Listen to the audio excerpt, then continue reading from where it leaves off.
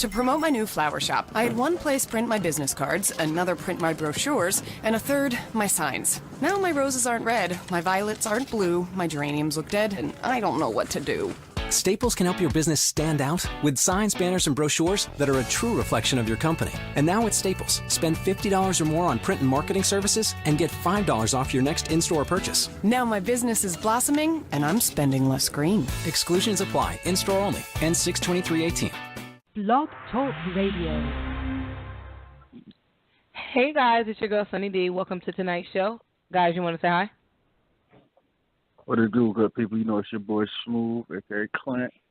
Get at me. What it up, though? It's your boy Willie Styles. Thanks for joining us. Looking forward to a great show. Yes. Today is June 28th. End of June is over. It's about to be July, man. 2018. If you're listening right now, you're on blogtalkradio.com/GFT Radio Show. And if you're listening to on the playback, you're on either iTunes, SoundCloud, YouTube. What else? Google Play Music. Yeah, just yes. You be everywhere. Just Spreaker. Yeah, find us everywhere. We're there. Also, I gotta get some water. Also, go cop some merchandise on teespring.com/stores/GFT Radio Rock the Wear. I know I always have my stuff on. People always ask me, where's that from? My podcast. Go listen to it. Like, here you go. Find out. I'm always I'm always promoting. They're like, where that shirt come from? I'm like, go buy one. I was repping last week when I was out of the country. I was repping and everybody was loving it. So definitely. That's what's up. Definitely cop the merchandise. That's what's up. That's how you gotta be, because people. Yeah, I find that especially with the shirts that say stuff, they ask what is that, and it's like, oh, this is one of our podcast mates saying, and blah blah blah. Oh, word, I like that. Yeah, you want to get one? Go here. You know, they was loving to see you in 7 days. That's what I was repping when I first got on my little cruise. Everybody was like, oh yeah, that's what's up. Then they looked at it again, was like, oh, what's that down there? And I'm like, oh, it's my radio show. Come check it out. So they was really feeling that. Yeah. Yes, definitely. But we got a great show lined up for y'all tonight. Definitely tune in. Phone number is 657-383-1155. You can call in and give out your opinion. Hit us up on Twitter at GFT_radio. Let us know there. Am I missing anything else? No? Nope, I think we're good. We can get started. I think I did everything, right? Everything. Yep, all right, so let's kick this show off. I think Willie came up with this topic, right? Or was it you, Clint? Yeah, I think it was just a combination of the fact that we wanted to do another trending. This is technically a trending topics show episode rather, and but you know how your boy Commander Cheeto likes to be all in the news. He's the trending topic for the last 3-4 weeks. So everything Trump is trending right now. Everything Trump. Yeah. Yeah, it's dude he's been in his bag lately. You feel me? It's kind of been comical. Like, I was watching this little rally he had in North Dakota last night, and he was in rare form. He was in pristine form for Trump. He was. I was like, this dude is crazy. I was on Twitter talking about it in real time, and he got them people in the palm of his hand, man. You feel me? I really think this dude gonna get elected a second term. I wouldn't put it past him. I was watching the news because, my old ass, I had a long day, so I fell asleep immediately when I got home. But when I got up this morning, they were talking about his thing that he had, that the roll call. Well, I like to call it the roll call. We have all the people out there, and he's telling them a bunch of BS, and they're like, yes, we love you. And, Mm-hmm. Yeah. And you feel me? It's so much going on. I know what y'all want. Which topic y'all want to touch on first? I definitely want to talk about the separating the families at the borders and all this craziness that's been going on, because that's how he basically started it and then try to clean it up after the fact. and then how basically he didn't really break down what he was going to do, how he was going to fix the breaking up, the separation of families, and all this. Like that man's just man. All right, I'm gonna play half devil's advocate here. Oh Lord, go ahead. Okay, I'm glad we gonna talk about this first. Get this out the way. Now, I believe separating the families, taking the children away from the families, and putting the kids in cages and putting them like they're in jail. To me, that's savagery right there. You feel me? That's a little bit overboard. That's overdoing it. You don't have to conduct. You feel me? It's not a good look to worldwide. You feel me? It's not a good look worldwide, and it just natural human decency. It's not a good look. You feel me? Got them little kids sleeping on mats. You know, them kids ain't really do nothing. Them kids ain't do nothing wrong at all. You feel me? Now, here's my thing though. You know, I know that a lot of them families are coming from rough situations, but at this point, you feel me, they know the consequences of their actions. They know the risk they are taking. And at some point, you have to step back as a parent and be like, all right, am I going to put my child and my family in this position? Because we know if we get caught, they locking us up, they separate us. Even if they don't separate us, they're going to detain us. You feel me? It's the conditions not going to be that well. You feel me? I almost look at some of it as propaganda, to be honest with you. I know a lot of people going to kill me for that. But it's like, okay, they know what's going to happen. They know the rhetoric Trump speaking. You know, they know Trump don't like Mexicans or whatever. So they know if they keep getting caught and keep getting separated, keep putting that negative imagery out there, you feel me, it's going to be a bad look for Trump. I do believe that's part of it as well. I do believe deep down that's part of it as well. But at the same time, you feel me, what do you expect them people to do? As far as the Border Patrol, the ICE, you know, that's their job. It's to protect the border. You feel me? When you commit a crime, if I was to commit a crime, they're going to take my daughter. This happens every day in America. It happens every parents get separated from their kids every day. Every day. You feel me? So it's like this, it isn't nothing new.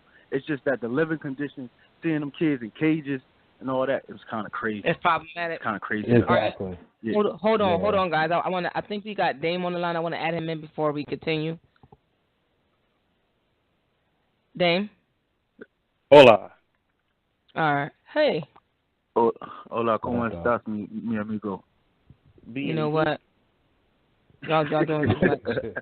I'm going to get you. No, but I actually understand. I'll let her hear Willie. Okay. Oh, no. I actually understand what you're saying. Go ahead. Get it. Oh, I get it to a certain extent. Like, I look at it like this. Most of the people that are coming over here to the United States is looking for, like, they doing what people have done before. Just come over to get a better life because where they're living at is probably war-torn and all this craziness going on. Like, we know that we hear all these stories about Mexico and certain areas where it's just like they're like we said on a previous podcast where they snatching people kids. They're snatching daughters to put them in the sex trade, having these kids get involved in gangs early and things like that. So I guess like the parents are trying to get their kids out of that and just start over here. I get it, but I also agree you have to understand what you're bringing your kids into because you already know this is how our president is coming, and a lot of people agree with him.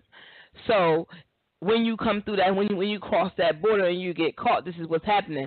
What I don't agree with, like you said, Clint, as well, is how they're housing these kids. It's not their fault. They don't make the decision to come commit a crime. Their parents do.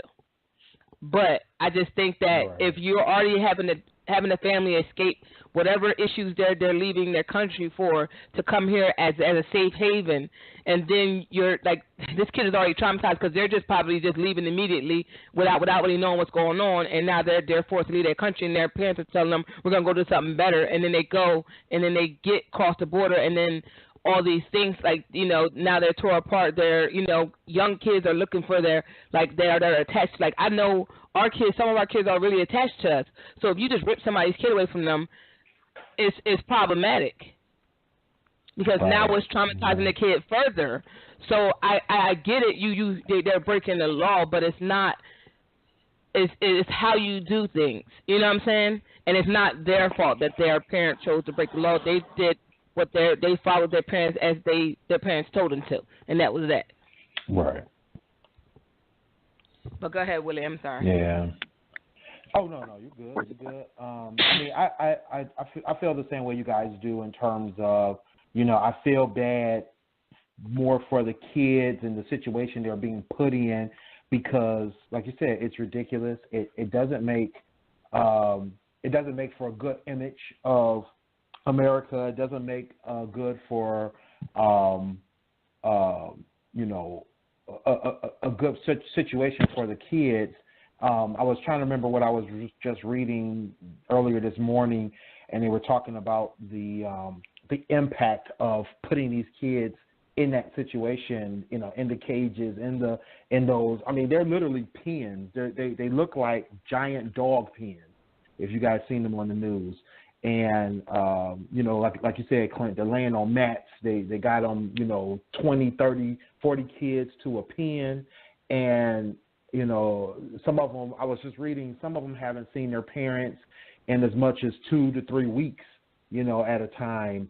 There were some kids that were in detention for 40 days. I mean, 40 days. And it's one thing when you're away from your parents for, an overnight trip, or you're going to somebody's house or whatever, and kids freak out and they get homesick and they get, scared. You're talking about putting a kid in literal kid jail for 40 days. And these kids are 8, 9, 10, 11 years old. We're not talking about teenagers. We're not talking about young adults. We're talking about babies, literal babies. And, that's the sad part of it, and I'm feeling everybody on the other fact of the matter is that, these parents are taking a risk by even bringing their kids across that border. Some of the parents, they're trying to get away from kill squads. I was looking at a news story about a young lady who was saying that her father was killed, and then the same gang that killed her father threatened her life, and then when they couldn't get to her, they told her that they were going to kidnap her 6 or 7-year-old daughter and put her in a sex slave camp or sex slave house or whatever it was. And, so she's, of course, freaking out. She's trying her best to get out of that situation, and the only thing she can think of is escape to the U.S., and hope for a better chance. And now, the same 6-year-old or 7-year-old daughter that she was trying to protect from, being gang raped is now somewhere that she doesn't even know where, and she's separated from her kid, and, Yeah, that's crazy. Hopefully nothing is happening to that baby, of course, but, she doesn't know. She doesn't know what's going on, and her baby doesn't know what's going on, and that's the problem, And then there was also, I mean, and I for some reason I naively thought, and even the news people who were asking the questions about this, we naively thought that, maybe if they said, hey, I made a mistake, I shouldn't have brought myself and my kids here, my family here, let me just go back to somewhere else or whatever, let me get deported to Mexico or whatever they were, they were going to end up back going to. And when they were asked about that, like, were you given an option of voluntary deportation in order to keep your family together? And most of the parents said that no, they weren't even given that as an option. And even if they asked, they were told no, they weren't. I think 3 of them said that no, they weren't even allowed to have that as an option. So wow. It's crazy that they're being forced into this kind of situation. That's what the bottom line boils down to. And I think that's definitely where the change needs to happen. It's like either give these people an option or if nothing else, if you're going to detain them in the same center, put them together. I don't see what the problem is. If or even side by side. I mean, there was enough room. I mean, it was like this place was like a giant warehouse. I'm like, there was enough room to put another pen next to theirs and have the parents and the kids side by side. If you want to make a point, make your point, but don't separate these little kids from their parents. This is not right. Yeah. And I think James? still after. I'm sorry. Who was that, Clint? Oh, go ahead, Clint.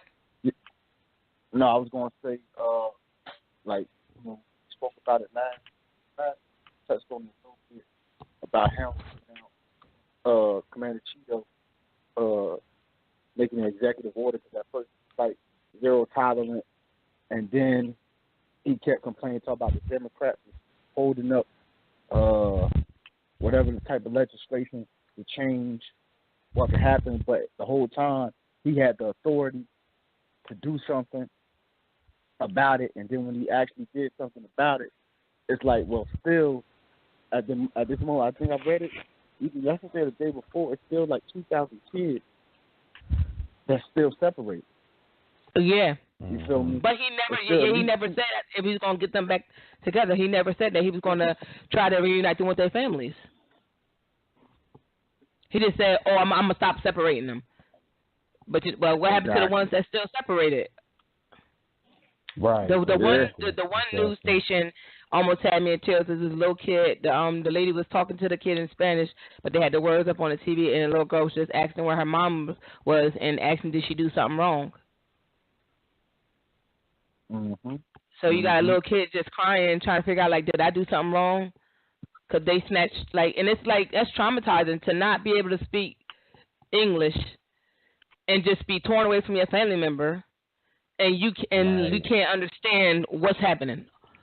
All you know, these are like young as 4 or 5 year old kids. They can't. Half of them don't know English. So you over there just kidding. They can't speak your language, and somebody finally has to find somebody to translate to tell you, like, hey, well, and how are you gonna explain it to a 5-year-old why they not with their mom or dad? Why with their parents? Like, that's traumatizing in itself. You can't even speak the language to understand what's going on. All you know is that y'all came across, and now you here, and your mom here, and you don't know what the hell. Well, I know for a fact they got most of the people who work at that border speak Spanish. No, they some of them do, but that's just traumatizing. Like I said, you still coming over here. Like it's. And how do you explain it's that horrible. to a 5-year-old? Right. Yeah. I mean, how do you explain it to a 9-year-old? I mean, it's still exactly. They still don't. Yeah. They still don't understand our American laws and immigration laws and why you have to be separated from your parents. It's like, all right, yeah, we know we're not supposed to just jump over here, but that's not a kid don't understand that. That's the crazy part. Well, half the time Americans don't understand their own laws. True that. Including the president. True. I mean, this president that is over the United States is so empathetic and so uncaring about the situation at hand. He created this issue, and it's like he threw a giant rock at a kid, and he puts a Band-Aid on the kid and say, "Hey, I fixed everything." That's exactly what he. In fact, me and Sonny's favorite comedian, Trevor Noah, he actually had a depiction on the screen. It's like he's the one that threw a giant boulder or a giant meteor at Earth, and he ended up saving it. Look, I saved the world, guys. Exactly. So this guy is, and the people that follow him, I understand a lot of their reasoning, but you have to, the people who are for the deportation and seeing all these kids being separated from their parents, yes, they're coming over illegally, but to go over shark-infested waters and for Mexicans to go through what they have to go through to try to get to America is not an easy trip. There was actually a film and documentary on how they get to America. They have to go through rat-infested sewers, all these other type of harsh elements to get to America. They rather go through all that, leave their home country and native tongue behind to risk deportation or imprisonment. That has to show you things are very, very badly where they come, bad where they come from. But this guy's so stuck in his ways and so empathetic to the situation at hand and uncaring that all he wants is his way and using any type of leverage for the Democrats to cave in for his demands, to be a dictator. And this is what I don't understand. Like the United States, right? We go to countries to fix war-torn countries, right? Like other countries. We go over there to help them hash out their problems. Mexico's right there. We can't help them. I know that they don't want our help. Well, the government don't want our help. But why aren't we doing the same efforts to, like, and I get it, immigration and people, like, that's very touched a lot of people coming over here illegally, I get it. But to stop that, wouldn't it be a solution to try to fix the problem over there? Because this is the issue that they're having. Well, first of all, it's a money grab. First money of all, reason. That's the main reason. America ain't fixing no issues nowhere. No, they're not, but they're allegedly helping. America, they helping countries that they help destroy, so they can go over and colonize. You feel me? And get and have access to their resources. You feel me? But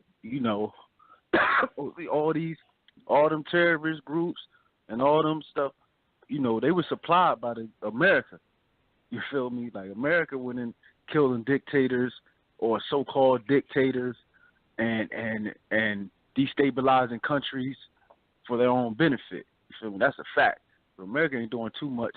That's why a lot of these countries like Cuba and Mexico, they don't want, like, nah, we don't want y'all help. You feel me? We want our sovereignty. You feel me? Like, because y'all come over here, y'all going to try to take over and all this other crazy stuff. And as far as, the living conditions over there in some of these areas, that's the issue that a lot of the people who are for deportation and securing the border, that's a lot of their concern, because it ain't just people trying to get away from the craziness. It's some of the people that's creating the craziness over there coming here too. Yeah. Like people, I know a lot of, Trump got a lot of backlash for the way how he worded, all the Mexicans coming over here are rapists. And, like, we all know that's not true. You feel me? But when you just let all these people come in without a filter, of course a lot of craziness going to come as well with the good people. So, that's why, like, you have to have a solution. You have to do it humanely, because what we're seeing here is inhumane. And then when you also talk about the travel ban that's just been upheld by the Supreme Court by a 5-4 vote, it's like, okay, that's, it has racial and racist overtones, so to speak. Exactly. So it's definitely looking horrible to the rest of the world. It's definitely, especially it's basically a Muslim ban, and then travel, what they call it, travel ban 3.0, because they had to go revise it a couple times so the language wasn't so blatantly racist. You understand? Like, that's crazy. That's crazy. You feel me? Hold on, guys. So, we got another caller. Am I getting a minute? Hello. Call you on the line with GFT Radio. Hi, my name's Tony. Hi, Tony. Thanks for calling in, brother. Yeah, I was just listening to the show, and you guys were talking, and you said something about, like, why don't we do anything. Like, why doesn't the United States do anything to help out Mexico in the shape it's in? It's largely because we cause it. Like, our farm subsidies wiped out their agriculture, so that whole industry fell to nothing. That's why they have, like, those rebels that hang out in the rural areas, wear the black masks, and still try to defend the area from the encroachment of, like, corporations the government keeps selling the land to without their permission. It's like indigenous area. And then also the drug war completely destroyed everything within, like, 100-mile radius of the border on their side. It just turned it into a war zone, and it really extends all the way down into the murder rates in Venezuela, into just the whole of Central America. Everything down there, Honduras, the really bad murder rates they have, that's all because of the drug war. They're stops from South America to Mexico to get the drugs in the United States. And, I mean, I don't know about you guys, but I don't see how enforcement's ever going to fix that. You got to, like, legalize drugs, basically, if you want to fix it. In my opinion, I don't see how you can do it any other way. We're never going to stop demanding the drugs. That's just real. I mean, there's no say no campaign that's ever going to convince us. No, you know what's sad? It's because they're producing these drugs to sell to our people here, and our. That's why another reason they want it illegal is crony capitalism. Exactly. Yeah, they're getting opiates from overseas. Brother, you brought up a real good point about the no problem. You brought up a real good point about the agriculture part of it, and the fact that when you take away people's ability to either produce or make money or to have a base for some type of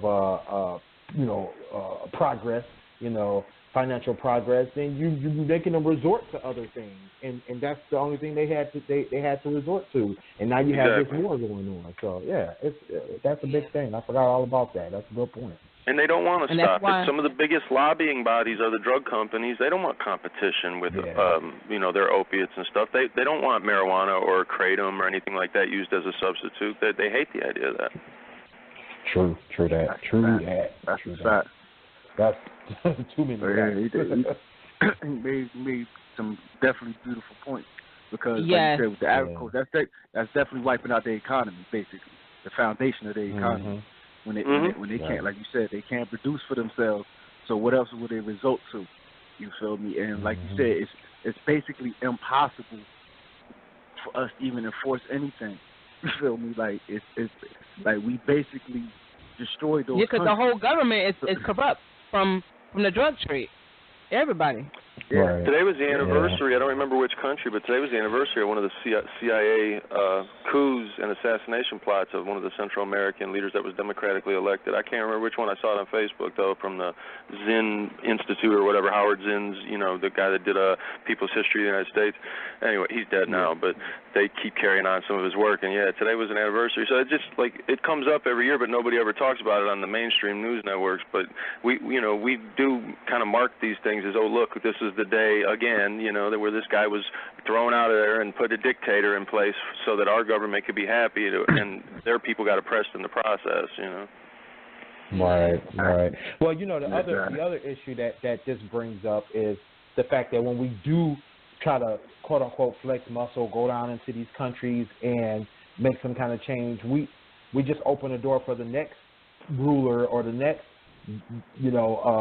regime to come in and oppress those same people, and that's a sad fact of it too, is that a lot of times they call themselves going on and to do all this good and do all this stuff, and then they don't reestablish any good government or any viable government. Same thing is happening over in the Middle East. They go in there and they tear everything up, and then they say, okay, we're going to put a couple of people in power, walk away like everything's okay, and it's like, no, it's not okay. There's some establishment that needs to be handled. Yeah, everything about Iran today, you hear, it has its roots in the 50s when we overthrew a democratically elected leader there because he was socializing the oil fields, and our oil companies didn't like that. So basically, they were getting booted out and having their fields taken from them, which it's not our land, it's their land. I understand they might be stealing from the company or whatever, but it's not an international incident type thing. It's a company versus some other country. It ain't got nothing to do with us militarily. But we went over there with the CIA overthrew their democratically elected leader, Mossadegh, and then the next thing you know, we installed this military guy called the Shah, and he was worse than Mossadegh as far as oppression, and then they overthrew him and started the Islamic Revolution, and that gave us even more oppression. Now we're at with a standoff where they hate us and chant death to America, and we wonder why. It's like, look back at the history. We overthrow their leaders. Yeah. Over oil. We create the problem with issues. That's why. But that's what Clint said. Didn't Clint say that? Yeah. Yeah. We go over there. We destabilize. That's our goal. Is to destabilize these countries. Yeah, United States creates the issue and has a cure at the same time. Exactly. Like, go over there. They created. They created Saddam Hussein, but Saddam Hussein starts smelling itself again, I guess, to the United States government. Oh, we gotta go take him out. They knew about him the way he treated his people. They just didn't do anything about it because of what he can offer them as far as oil. They do that in the Middle East. They do that in Africa. Any country that rejects America, so to speak, and America's the way how they want to do business or policy, any country that rejects it, watch what happens. Watch what happens to their leaders. The leaders always get killed. You feel me? They start or first they demonize them. You feel me? That's what happens in America too. That's what happens in America. You see, you see it happens. They do it at home. They do it elsewhere too. They do it. They did it with a lot of people. A lot of our civil rights people. Or the Black Panthers. They doing a good thing. Or let's demonize it because now they're doing too much. So let's just shut this shit down. They do it. They've been doing it. And now they do it on everybody. Exactly. They're doing it to everybody. Now they did it to Occupy and on the left wing, and then they did it to those dudes out at that nature reserve in Oregon. I watched a documentary about that, and everything I saw in the news about them was wrong. Yep. It was like they accused them of all kinds of stuff they never did. It was like, wow, I thought they was like armed takeover and people had to run out of there. That is not what happened at all. So we actually did a show on that. We actually did a show on that. Oh, that's cool. I looked at your archives. Yep. I forget the title of that show, but we definitely did a show on that, and we was telling it was like, if they was armed and all this dangerous, like why y'all just stop running in there? Because if that was any other group, you feel me? I would have went in there guns a-blazing. So something right. True. Y'all wasn't reporting the story. Yep. Y'all wasn't reporting the story right. Y'all was trying to, this is what I said about the media. This is why I have a real issue with the media. And we were talking about this last week too. It's like they don't report the news anymore. They create their own narrative. Like everything's become so sensationalized that, all right, now y'all are giving us y'all opinion. Y'all are creating the narrative, directing the narrative, and instead of just reporting the news unbiased. You feel me? That's what we supposed to be getting. You feel me? There's no way we supposed to look at, CNN and know, all right, that's a whole Democrat. You feel me? They straight for the Democrats, the majority of them. There's no reason why we should look at Fox. Be like, all right, well, you can tell they all Republican, most of them. Or it should be none of that. You feel me? It should be all unbiased, and just reporting the truth. But when you look at the news now, it's like, oh man, that's why you can't get your information from the news. Like the brother said. You have to research it yourself. Yeah, like he said, he watched a documentary, and it gave him a whole different perspective, and the truth instead of what the news gave him. You see, the news was just pure BS. It was just pure BS. It was like the first time that I noticed a lot of that was with Silk Road when that dude got, whatever his real name was, I can't remember, but Dread Pirate Roberts was his alias, and he was running Silk Road, and they charged him and said that he had had a murder plot or whatever to kill somebody, and then they dropped on him charges and it had nothing to do with his conviction, and yet they gave him double life based on the accusation. Like, they convicted him of drug charges, which should not carry more than 30 years all total, even if they ran concurrent, and yet they gave him double life. And the Supreme Court just rejected his last plea to them to hear the case because of the cruel and unusual punishment. They don't care. They're like nonviolent drug criminal with no proof at all that you did what we accused you of in the media. That's what we're using, though, for the sentencing, double life. Wow. It's crazy. Wow.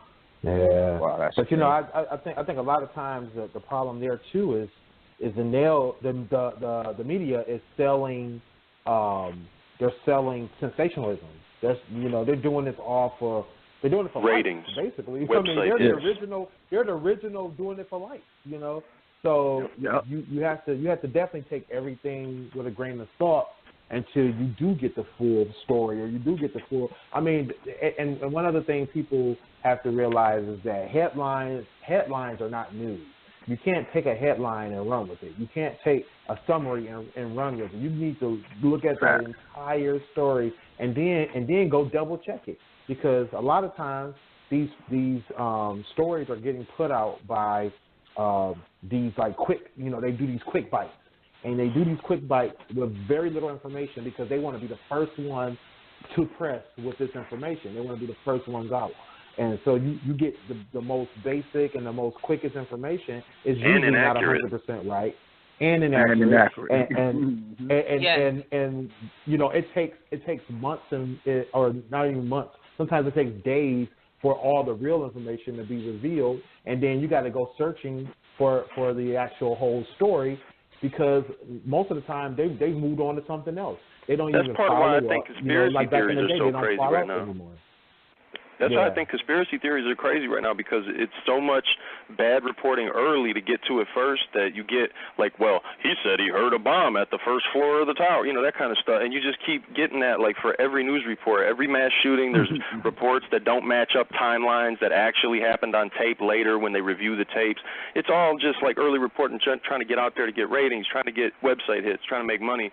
And like you said, it's, there's a whole bunch of problems with it, but the main problem is inaccuracy when it comes to conspiracy theories. People are jumping all over those inaccuracies and thinking like, well, this shows there's some kind of conspiracy here. No, it just means they're inaccurate as hell. Exactly. Yeah. It just shows they're not doing true journalism. There's no such thing as true journalism nowadays in most of these reports. I always say it's like a nuance to the truth. It's like I can give you facts about a situation, but not necessarily tell you the truth. You feel me? And that's what the news does a lot. You feel me? They'll give you certain facts. You feel me? But it's not the whole truth. They're only telling you what they want you to know so they can spin their narrative. You feel me? It's like watching it's like we can all watch a boxing match. We can all watch a Floyd Mayweather. We know he undefeated, but we can watch a boxing match, and I can go tell somebody who didn't see the match, man, he was punching the mess out of Floyd. He hit Floyd with a left hook. He hit Floyd with a right hook, and I could be absolutely correct. But I'm not telling them the whole story. You feel me? I'm not telling them what happened. You know what I mean? How he got hit. What happened after he punched him. You feel me? Like the brother said. You feel me? It's a timeline. You feel me? Like everything don't add up. It's because they just want to spin their narrative, and it's crazy. And it's crazy. Like the only positive. Get all these conspiracy theories. Yeah. That's like that shooter down in, what was it, in Las Vegas, the shooter at the outside.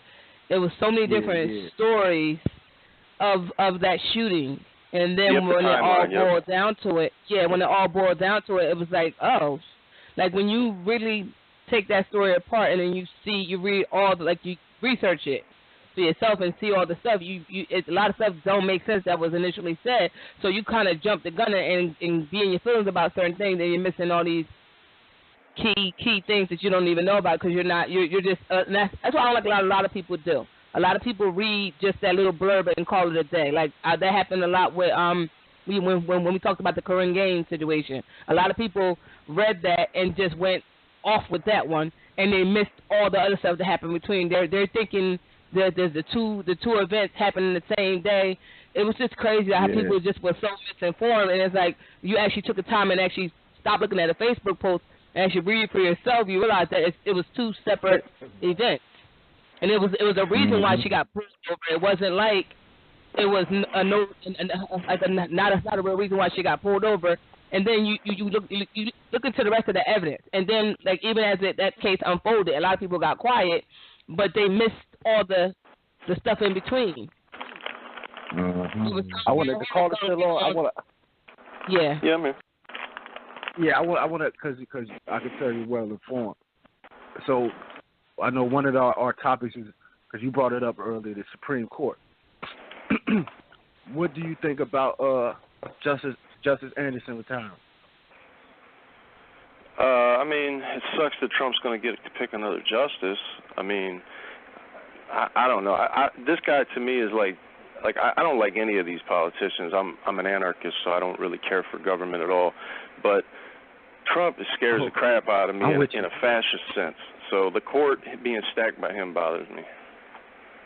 Yeah. Especially because what's her name? The female, the older one, I can't think of her name, Ginsburg, she's so old and frail, dude. I feel like she's going to drop any time. And then he gets 3 justices. We're all screwed. Please. Yeah. Please. If that happens, man, we doomed. We do. We need to take her jogging or something. Feed her. That's another 15 to 20 years of just being ruled by these people, man. That's the scary part. That's no checks and balances, none at all. I don't think jogging is the best idea for an older person. You gotta do something to prolong their life, man. We already down. All we gotta do is get her to start smoking weed. She'll be set. She'll start eating all kinds of food. And take care of the glaucoma, take care of the pain, and just make cookies. Just make some cookie edibles for her and have her eat some every day. I ain't gonna lie though, they gotta get Clarence Thomas the hell up out of there too though. Yeah, definitely. They gotta get Clarence He looks like he's in good shape. He's gonna be there a while. Yeah, he's gonna be there a while. But Clarence Thomas, he's just simple-minded to me, man. He's just real simple-minded to me. And you feel me, like I just don't trust him. Like I said, he voted for the travel ban. You feel me? Like you would just think, you know, we can't trust the courts, man, at all. Nah, look at the Dred Scott decision. That's all you need to know. That's all you need to know. They started a war over that. You know what I mean? Yeah. Like they were too cowardly to just say you're a citizen. You have rights of a human being in court. They couldn't even do that. Like we can't depend on the courts. That's always going to be a mistake. Yeah. I mean, you know, I think the. Oh, go ahead.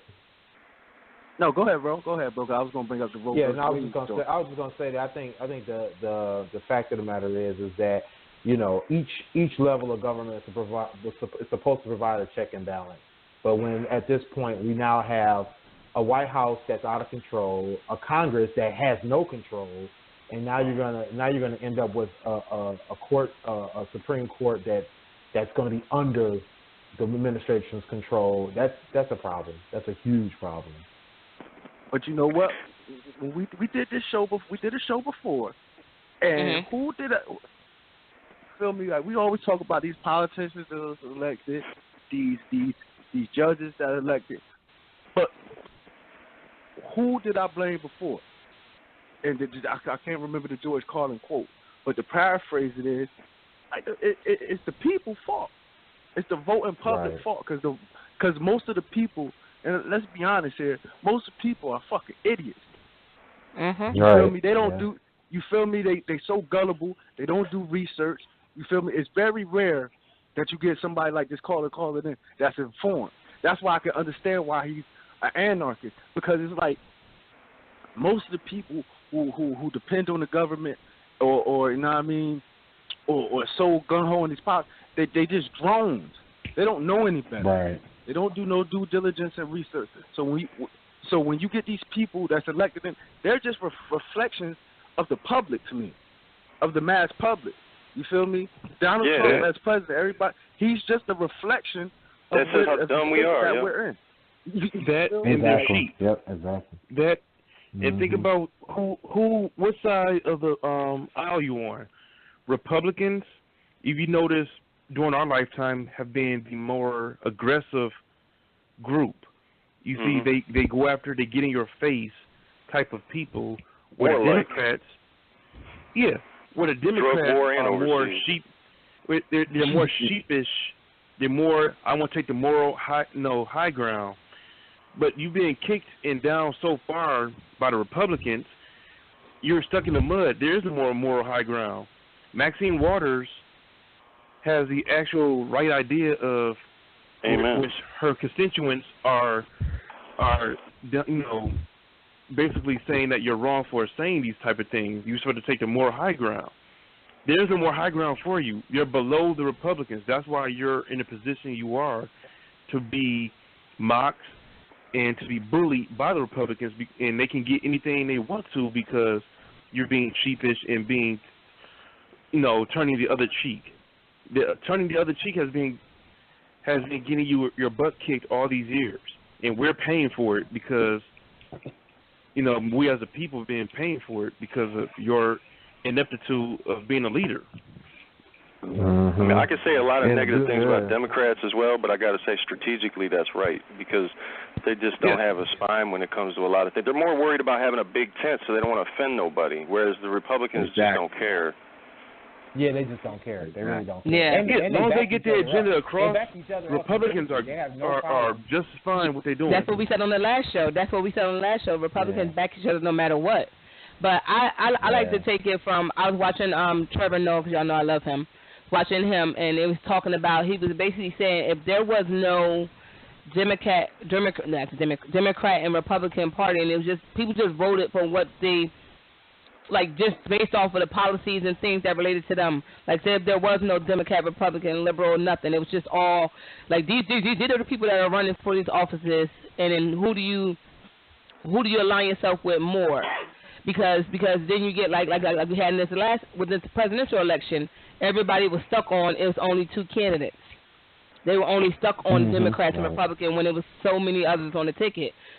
So if we didn't highlight any parties, if there was no parties, and you just had people running and giving you their views and what they plan to do for the future for our country and different things like that, that's all you had to go off of, not Democrat, not Republican, none of that, then I think it will be different.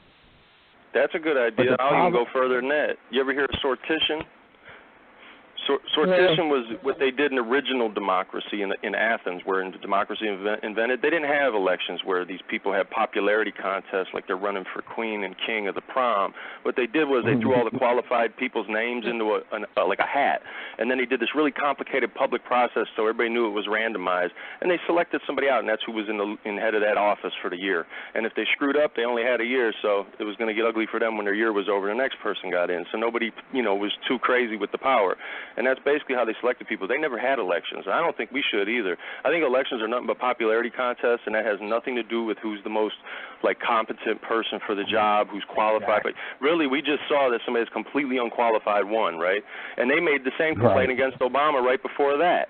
So it seems like unqualified people really get through this current system because people are pretty dumb, and they're pretty dim, and they'd go for this tribal stuff, Democrat, Republican, that kind of thing. And it's silly. It's like we should, like she said, either get rid of the parties or just, in my opinion, go even further and just get rid of elections altogether and pick people that are qualified out of a hat, and that way they're qualified, but they don't have any particular allegiance to anybody that lobbied them or, pay for their elections or pay for legislation. Get rid of all that lobbying stuff instantly, because the lobbyists won't be able to know who the hell to give the money to. It's random. I can't think of the Greek philosopher's name right now. I think it was a philosopher or writer, but he basically was saying what the brother was just saying. It's like everybody, first of all, not only should only qualified people run, only qualified people should vote. You feel me? Like, that's what it hard, though, because it used to go the wrong way for, people of color on that one before when they did tests, Yeah, because the only qualified people vote is white folk. Don't do that. Nah, not really. Not really. I'm talking about as far as when he said qualified to vote, he meant intelligent enough. You feel me? Like, because a lot, like we have established that everybody that going in and voting is not, like I always tell the story of my ignorance the first time I voted. 18, I was so ignorant. My grandma and them always told me to vote. Your ancestors died for you to vote. Vote. You feel me? Vote Democrat, vote Democrat. That was paraded into me growing up. Even though I told y'all before, my dad, you feel me, was a Republican. But most Weird, black people you know were I mean? Republicans back in the day. Mm-hmm. Yeah, but not during that time. It was by this time. It was all 70s, 80s. Most black people still just Democrat. He was rare as a Republican. But my great grandma used to always tell me, vote Democrat. So the first time I go into the voting booth, you feel me? I don't even know who the hell is on the ballot. You feel me? I don't know nothing. You understand me? Mm-hmm. Nothing. I'm ignorant to everything. But all I know is vote Democrats. Vote Dem- I'm just as much of a problem then as anybody else.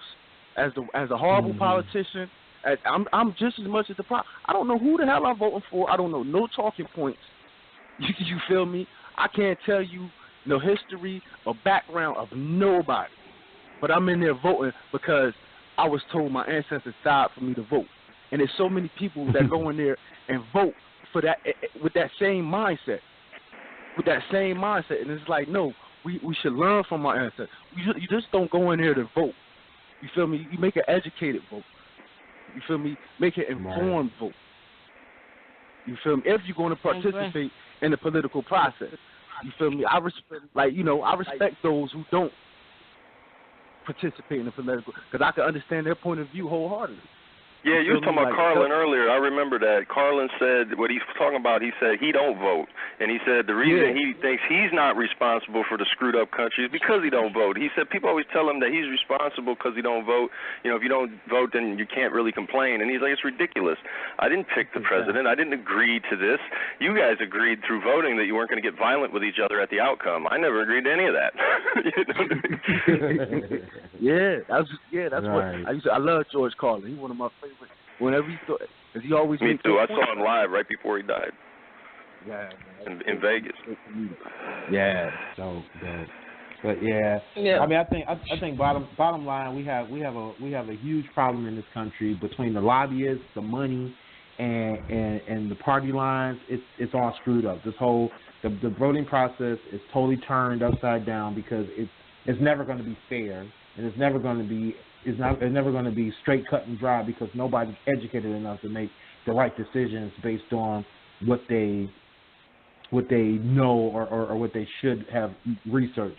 You know, people are making decisions based on what they're being told to do, or because somebody's a certain color or somebody's a certain type of person, and and my thing is the reason that Trump has so much support, quote unquote support, is because he is a reflection of what people have been thinking or how people have been feeling and have been repressing these feelings and repressing these actions because they haven't had somebody out there who they can say, who they can get behind and say, well,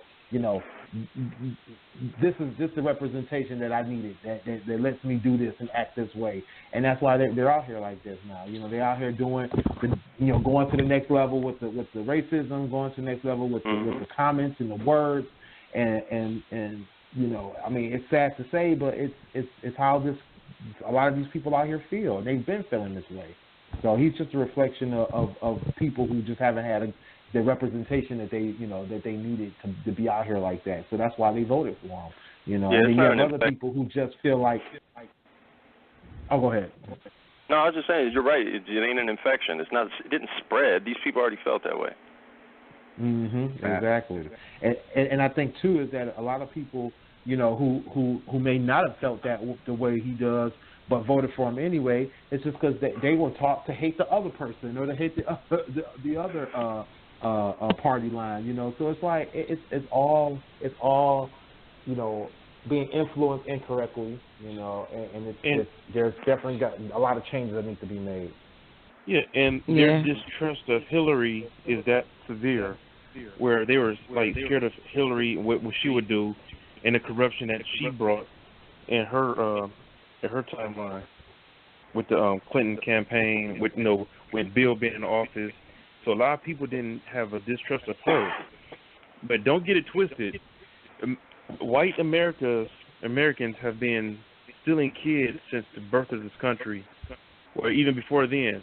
First it was the genocide of the Native Americans. Then they're like, oh, let's get some people to pick our cotton for us. Oh, let's separate the kids and families. No, they found out they got some black people, they got some Mexicans to pick the cotton, to be in the field. You got a point there, bro. You know, not only just blacks, but also the Irish. It's not, the Italians. They were short-lived for the slavery, but not long as the African Americans, but they've been separated too. It's not the first time. Yeah, those groups had all their oppression mostly before they got here. And it was bad too, but slavery included. But you know what I'm saying? Yeah. So stealing babies isn't new to the Caucasian races. So they have no qualms about taking your kids from you at all. Mm-hmm. I think we're at a point me personally, I just think we're at a point where we're in the information age, man. So it's like there's so much information, and of course a lot of it needs to be filtered because there's a lot of bullshit out there as well. But if you do your due diligence and you really want to search and find some truths and really educate yourself on the political process, you can do that. You feel me? Because to me, that's what it comes down to if you're going to participate in a political process. Be educated. You know what I mean? Be well informed. I don't like the word educated. Be well informed. You feel me? Know what's going on. That's the problem with America. It's there's too many uninformed people out here. Just listen to some of these people talk. Listen to some of these things that come up on the on your timeline, on your social media site, and you see some of these people, you feel me, and they going off on their little tangents or you know what I mean, just irate, and you hear the stuff they say, that don't even make sense. It's that's what you're mad about. You're being lied to. You feel me? You're being lied to on both sides. You feel me? That's why, I agree with the brother. I'm not affiliating myself. After I did that, because I felt so stupid after I walked out of that booth. I said, never again will I affiliate myself with any party line. You know what I mean? Because I can just look at my city. You feel me? I'm from Trenton, New Jersey, capital of New Jersey. Sunny years too. You feel me? Yep. For the majority of our youth, we had the same mayor, Democrat black man. His name was Doug Palmer. After him was Tony Mack, and who ended up getting arrested while he was doing his term, just like how the old brother in Detroit, same type of situation. Same thing with Mayor White in Cleveland before that. Yep, same type of shit. And I'm like, listen, we voting, everybody continue to vote, Democrat. The city has gotten worse each year. That's because people voting for their friends. It's just like the brother said. It's a popularity contest. You feel me? Nobody's really informed. You feel me? This last election, you feel me? This city got 90,000 people. This last 8,000 people voted. Yeah. 8,000 people voted. Yeah. You feel me? 8,000 people.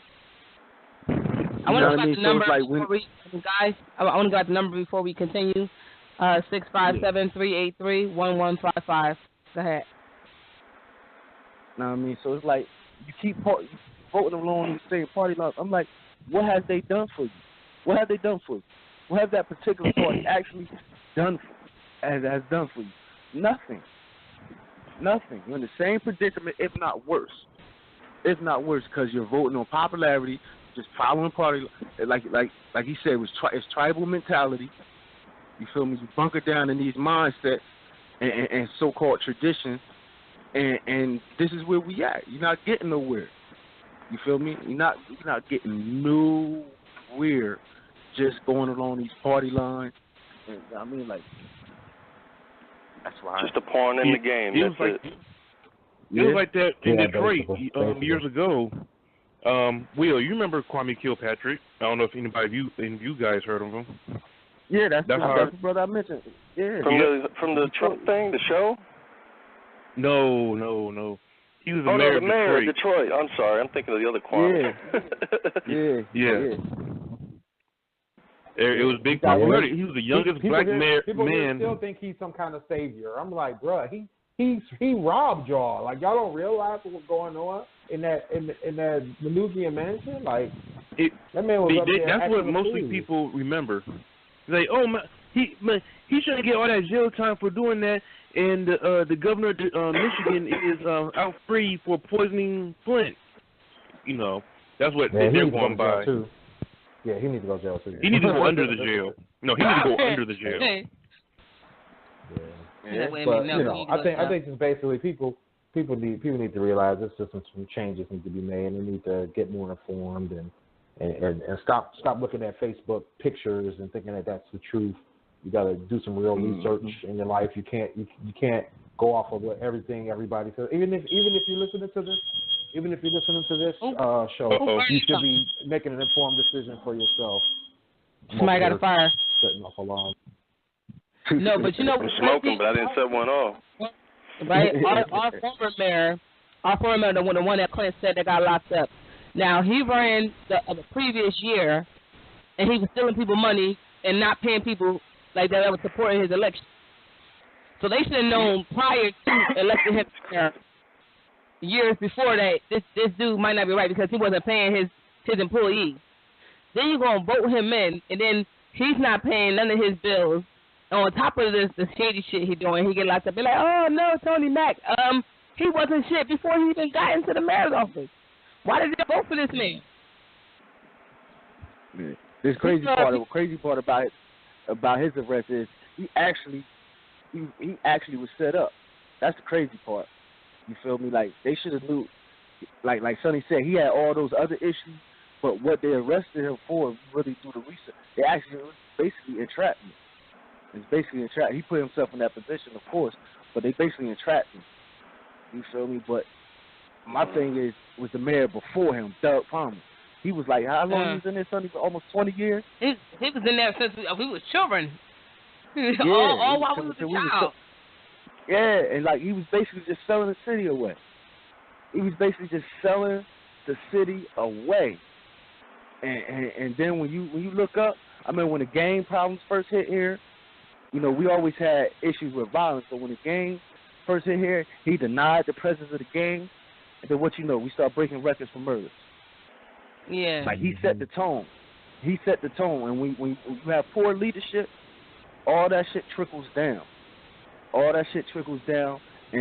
then you know, he the whole started out good, and then just went to hell in the handbasket.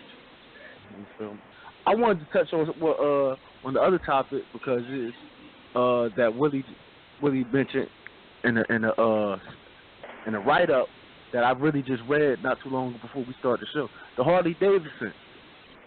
Yeah. All right. The back and forth with him and Trump, with the company and Trump. Like that, that totally flew past me until you mentioned that. No, it was on the news about the parts and getting the steel and stuff and the different things for the parts, and they figured they'd go, and plus they was making more sales over there than they are over here. Yeah, but Trump was being super petty. He always petty. That ain't nothing new. He's the one that started this whole issue. He like King Petty. Comes from China. He did it. Yeah, it's his fault. His policy caused the natural, rational incentive to move overseas, and then he's like, "You can't do that." yeah, exactly. And then you talk about this tax. You going tax. I'm like, yo, this dude is, you know what I mean? He don't get his way. He is pissed. You get pissed, like you get petty, man. I told him we said on countless shows. We said on countless shows he act like a teenage girl throwing a temper tantrum because somebody don't like him. You know, I don't like you either. Like, shut the fuck up, dude. You like a little ass fucking kid. He's a grown man, baby. That's what he is. He old enough to be a grandpop, acting like a fucking teenager. You don't sit down. He the dude in the part that didn't get picked. No, he's the type of person that gets basketball and take the basketball home. Now, right, I don't get picked. Can't nobody play. No, the dude that get mad through text messages because he misread it wrong. He starts sending you shit in all caps with exclamations and question marks and all this shit and like say your whole fucking paragraph because he mad. Like, anybody about to read that bullshit? Delete. That's where he is. I got time for him. What? So I think he's the guy that sends dick pics to hookers. Actually. You know what? I think he's the guy that sends dick pics to hookers. He probably did. I'm pretty sure he had. Right. I think that's what they got in those text messages with that Stormy Daniels case. Yeah. I'm 100% sure he did that before. 100%. I'm 100%. That is so fucked up. Yeah. You know, like, anybody talk about he just walk up and grab the pussy? No, he didn't. I know, right. You know he was right. Yeah, he did it. You're right. On every other level. Yeah. But I think the big thing with that Harley-Davidson situation, and there's a steel company, I believe in Indiana, that's saying that it's gonna either face shutting down or losing tons of money and eventually have to cut workers. Is that it's the catch-22 of this trade war. He's acting like this trade war is only going to hurt people overseas or hurt these companies overseas, not realizing we have so many international companies here in the United States that depend on that trade in order to do their, to make their products or to do their production or vice versa, or to send their own stuff over. And now they're being tariffed and it's going to cost them money. It's like it's a byproduct of that. You can't bake a cake without breaking eggs. And that's the thing. But he's putting it back on them instead of taking the responsibility. I mean, it's as simple as being honest and saying, hey, I know that the decisions I'm going to make are going to affect somebody else. He's unwilling to do that. That's the problem I have with Trump. It's like the tariff thing, I don't really have a huge issue with it because I understand the stance on it. It's like for decades, the truth is out there. We can't have, successful and productive American jobs out here if all of the jobs are going overseas. But we also can't compete in the world market if we give away our imports and exports. We give all that away without any concession for us. We're the losers, right? So I think bottom line is that it's needed. There's some reform needed there. I understand that, but he's got to take responsibility for all the ramifications of it. He can't sit here and say, "Oh, it's Harley-Davidson's fault that they got to exit quicker out of a plant here in the States and open up something in the EU in order to be successful." He can't put that all on them. He has to say he needs to be able to take responsibility for that and say, hey, this is a byproduct of this, and this is a problem, I understand. But the thing is, we also still need to understand there's other companies here that need this trade to be fair, need this trade to be equal on both sides. I'm totally against tariffs. I totally disagree with all that. I disagree with all that. Economically speaking, because I've studied economics a lot, open free trade should be unilateral. It doesn't matter if other countries reciprocate. It always benefits your own citizens not to tax what they buy. So when you tariff goods coming in from overseas, you're just increasing the cost of living for your own citizens and forcing them that way through government, like guns, basically, because if they don't, they try to skip past the tariffs, it's called smuggling, and they'll go to prison. So telling citizens, like, here's a television for $100 made in America, and here's one for $75 made in China that's of comparable quality. Which do you like? Well, of course, I want to spend the other $25 on a sack or something, so I want the cheaper TV, and that helps stimulate the economy for the guy I just bought the sack from. Well, you just destroyed that economic activity because you said, no, I'm throwing a $25 tariff on it, not the same price as the American-made TV, buy the American-made one. In fact, you usually put a tariff on it and make it even more expensive. It steers people through to domestic production, I won't lie, and it will create jobs. The problem is it's unsustainable, and in the long run, protectionism slows growth dramatically, but it funnels money to the top of the economy to crony capitalists that favor from the policies. He's making these policies for particular companies, in favor of particular companies. Same with the tax cuts. He cut the taxes at a greater proportion for corporations than he did for individuals and small business. Why did he do that? Because it unlevels the playing field while throwing the little guy a bone and making him think we get $1,000 a year on average out of that deal. They get millions. it unlevels it further. We're gonna lose more market share, more income, and more wealth to the smallest top percentile through these kinds of policies. What crony capitalism is all about: funneling the money from the markets that would go where the consumer wants it and steer the markets in that way to where the government forces it to go, because the government ultimately is in control of who? The people at the top in that percentile. Right, but don't you think that if he's trying to do all this and there's going to be some ramifications from it, shouldn't he take responsibility for it? Oh yeah, absolutely. I agree with you 100% on that. Oh yeah, we agree there. Yeah, that's all I'm saying is that I think he needs to take responsibility for his actions. If he's not gonna say, hey, you know, this is how we're gonna do this. This is how we're gonna run this trade situation. You know, we're not. I mean, we've never had it really free, right? We've never had it a unilaterally free trade with anybody, besides a couple of countries.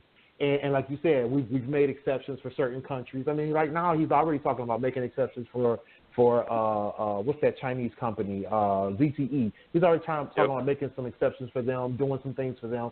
So, you know, he's always going to have somebody in his pocket. But the thing is that you can't throw this other company up under the bus saying, oh, they're abandoning us, you know, they're bad Americans or something. Yeah.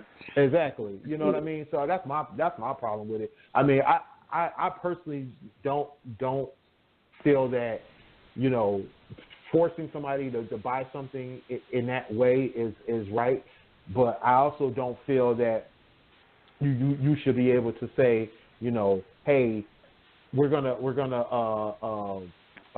take away this company's ability to be successful and then blame them for it. You know what I mean? And say, right. Oh, you. Well, actually, I guess technically to think about it, what he's also doing is also showing, hey, you know, Harley-Davidson is buying stuff from other countries or selling to other countries, and now he's trying to take that ability away from them, and make it their fault. You know what I mean? Like, basically, that's what he's saying. You know, and that's like, what it's like. I don't think he gets basic economics. I really don't. I think business and economics are just different degrees for a good reason, because that dude's all in left field with what he thinks should happen. You know what I mean? Exactly. He coming like a gang leader, to be honest with you. Get down and lay down. That's basically, yeah, that's basically how he coming. Like, get down or lay down. And we all know, like the brother said, that's not sustainable. It's not going to, you know what I mean? It's just not going to work. You need that parity. You feel me?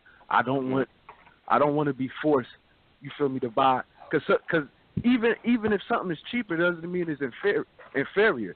You feel me? Like, just because it's American made doesn't mean it's the best on the market.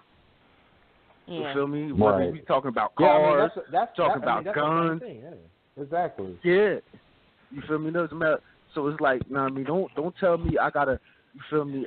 I gotta buy American. Spend more money on the foreign product because I know it's better quality. I should be able to do that without some additional fees being put on me because, you know, you just want to make money off everything coming in and out this country. Exactly. And if it benefited everybody, it would be easier to defend, you know. But, like, it sounds like it does at first, but then you realize, okay, we get some, like, cheap jobs temporarily, and that fades after a few years when it's, because it's unsustainable and the other countries raise their tariffs to combat it, and we have a trade war. But, I mean, just it doesn't help anybody in the end except for a tiny group of corporate friends of the people that were in power at the time. Like, if that guy paid for that guy's election, you can bet it benefited him. But that everybody else, his competitors, no way. True that. Yeah. It's always something. I mean, like I said, the money's always going to be the ruler. I mean, really, that's what it is. Money's always going to be the ruler. I'm sorry. What's your name again, brother? Tony, the guy that called in, me. Yeah. Tony, yeah, man. Tony. Listen, man. You have. Yeah, thank you for calling in. Thanks for taking my call. Yeah, we hope you continue to listen. Please call in again soon. Definitely, you always welcome. Yeah. All right, I'll check out your archives, guys. All right, thank brother. you. Appreciate that. It's about that time, people. I know anything else we want to touch on before we get up out of here? I think we want to talk about that damn jacket because we've been waiting for that. Oh, yeah, I forgot. Oh, damn, I forgot about that. That motherfucking jacket. Right. That jacket. Okay, so yeah. Oh, damn, we shouldn't have let Tony go then. Damn. My thing is, okay, so I finally got a chance to read up on what was going on with the jacket, and I mean, it was still BS because basically, you know, her ass wore that jacket to a detainee center with the words, and mind you, I don't know if y'all heard about how much this jacket costs. This is a $39 jacket from Rainbow or something. I don't know where it came from, but Rainbow better not have no $39 jacket. I'm gonna tell you that now. They clothes are not that great. It's basically the equivalent of just some store, some random store that they got this jacket from. But it was Zara. That's the name of the store. What is that? Forever 21 jacket. Go ahead. Right, exactly. It's like a Forever 21 jacket. So she gets this jacket and wears it to a detainee center, and it says, "I really don't care, do you?"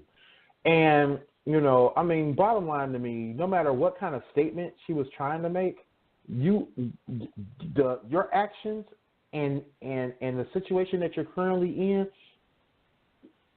you represent a country. You represent a country.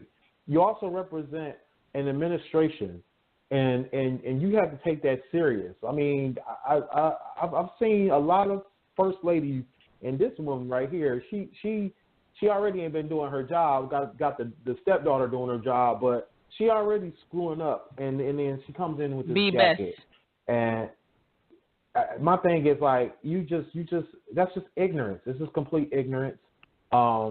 You know, the story did go on to say that, you know, she was possibly making a statement, her own personal statement to the media about the Stormy Daniels, you know, situation and all this kind of stuff. This is not the time or the place to react to the media. This is not the time and the place. First of all, you know your husband was humping on that man, humping on that lady anyway. So why are you even making a statement now? Exactly. She's been an issue. Exactly. Don't fucking talk about it now. Exactly. This is definitely not the. You know, it's like it's a little too late. Way too late. You know, and like you said, she already knew about it. And then somebody else said it was another statement to I guess just some of her opponents in general. I forgot what the other excuse was, but basically it's just a bunch of excuses and lies to try to cover her back and cover her footsteps. My thing is, this is just another example of some stupidity and some ignorant Trump stuff. You know, it's just, once again, I'm tired of this administration. I'm tired of people who back them, who support them. Tired of people who give them excuses. Get them out. Like, stop giving them out. Stop giving them. They're I forgot the word that I want to use, but they're horrible. They're just horrible people. They need to go. They just need to go. Tired of them. Yeah, I think it's a case of just being tone deaf. Yeah. You feel me? Like being tone deaf. Like, you don't understand. Like, you're not aware of the climate. You feel me? But then, what the jacket say? I don't care, do you, or something like that? Yeah, that's what the jacket said, I right? really don't care, do you? Right. Do you? Yeah. You feel me? It's scrawled on the jacket. It's like, hold on. You feel me? Are you that insensitive, or are you just that tone deaf to what's going on? And I feel like it's both. I don't feel like, you know, and to me, I don't even think she really want to be a first lady. I think she put in a position to where it's real awkward for her. She probably don't want to be married to Trump, but, you know, that's life. And I just don't think she know how to conduct herself. And if she don't know how to conduct herself like a first lady, you feel me? Like, that's not where she comes from. You feel me? She's when she was a Playboy model or whatever, and like kind of porn model or something. Yeah, she come from that world. You feel me? Like, all this uppity, you know what I mean, political, being trying to be a role model and all that. That ain't her lane. You feel me? No, not at all. So like, I really don't even like, you know, like I said, it's tone deaf. I can't even really blame her. You feel me? I can't even really blame her. I blame her because I blame her because she's a fashion model. She know, like, you know what you wear. You know what you put on. You put on stuff because that's your thing. You are a fashion model. You know clothes. She knew exactly what she was putting on. Whatever statement she was trying to make, or whether she said she wasn't trying to make a statement, you have to be mindful as you are the first lady. And even if you don't want to be, you are. So you have to be mindful of what you wear so it won't send out the wrong statement. I don't care what you say. I'm never excusable because that's like somebody that's like you wear your whole life was you model. Like, what do you mean you didn't know? Wear that on the day that they talk about Stormy Daniels all day and they gave her a damn day. Do that then. Don't do it now. Exactly. My thing is, why would you do that on the day you're making a surprise, not even a schedule, a surprise trip to this detainee center? It's like, dude, you did not have to go there with that jacket on at all. You could have took the jacket off on the plane. You could have had the jacket on. They said she did. They said that she wore it on the plane, took it off when she got there. She didn't have the jacket on, and she wore it back, going back on the plane, going back to Washington. Yeah, that's still a problem. I still got a problem with that. That's what I said. Like, it don't. That should have been the day she didn't either have the jacket or didn't go. There was no reason to be there with that jacket, or on her way there, or on her way back from there with that jacket. There's no reason. That's just ignorant. It's like you said, tone deaf. Not even really tone deaf. I think, like you said, Sonny. I think it was her really just not caring about the image she was portraying. She knows what she was doing. She grown. I mean, the woman's like 40 years old. She know better. She knows better. She's not a kid. I mean, it'd be different if she went there with her son and Bjorn was wearing that. If Bjorn was wearing that, I might say maybe he just didn't realize what he was doing. He's I think he's a little slow anyway, so maybe he wouldn't know. But she ain't slow. He got the same hair as Trump. He a little messed up inside. That boy is messed up. Yeah, I think so. Yeah. But let's get ready. We got like a couple minutes, so I don't want to get into the last couple minutes. Finally, I want to say that I want to give a rest in peace to the word lit. It died earlier today. I'm really focused about that, and I just want to make sure everybody know that we'll be taking just donations to the Get Rid of Trump Fund. In lieu of flowers. So thank you. Can we say rest in peace to the crazy looking eyebrows too? What about Papa Joe? Yeah, rest in peace. Oh man. Oh yeah. The memes are hilarious of Michael Jackson because when he was in heaven for 7 years and then his dad come in. Yo, the memes are I just saw that. Yeah, it was 9 years and it's like then your dad come in and I'm like, oh my God. They savages. They so savage. On a quick note, you know how the Simpsons, all they jokes have been coming true, all these cartoons. Oh yeah. even about Trump becoming president of the United States. My boy showed me today. They got one clip of him actually being dead. Jackson? Yeah, they got a joke of Trump being dead in the casket, and the caption said, the caption said, just wait a few guys. The Simpsons haven't been wrong yet. No, first of all, terrible. Trump, he's the healthiest president of all time. So, Wow.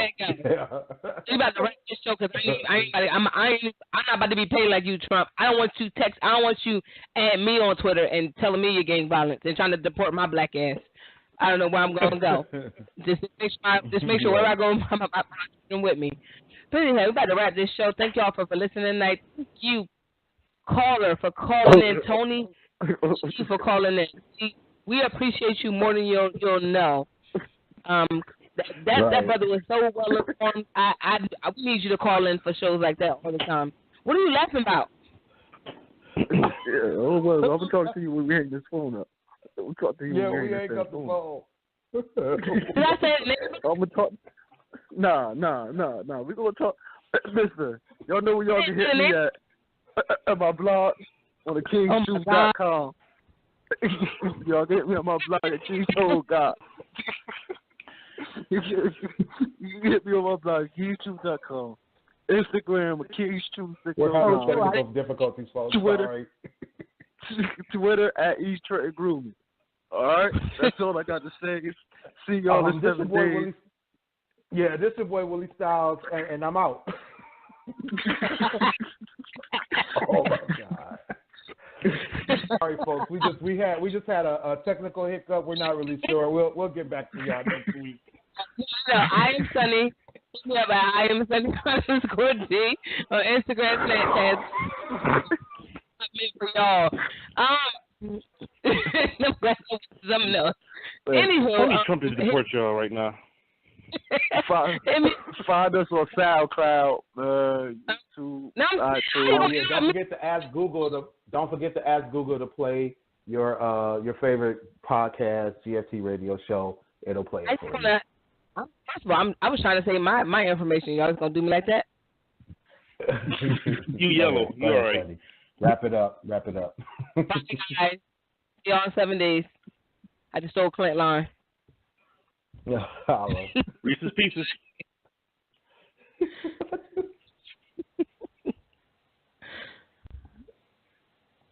I did not mean to sit down, Lord. I'm having an inappropriate conversation. Okay, contact who I'm calling first. I don't even want to call them. Oh my God.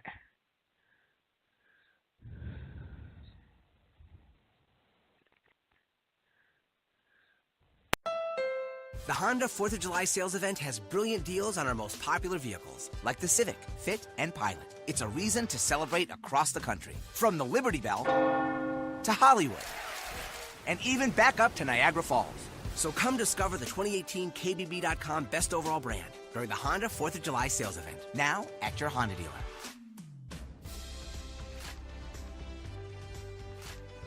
Based on 2018 brand image awards from Kelly Blue Book, visit KBB.com for more information. The Honda 4th of July sales event has brilliant deals on our most popular vehicles, like the Civic, Fit, and Pilot. It's a reason to celebrate across the country, from the Liberty Bell to Hollywood, and even back up to Niagara Falls. So come discover the 2018 KBB.com Best Overall Brand during the Honda 4th of July sales event, now at your Honda dealer.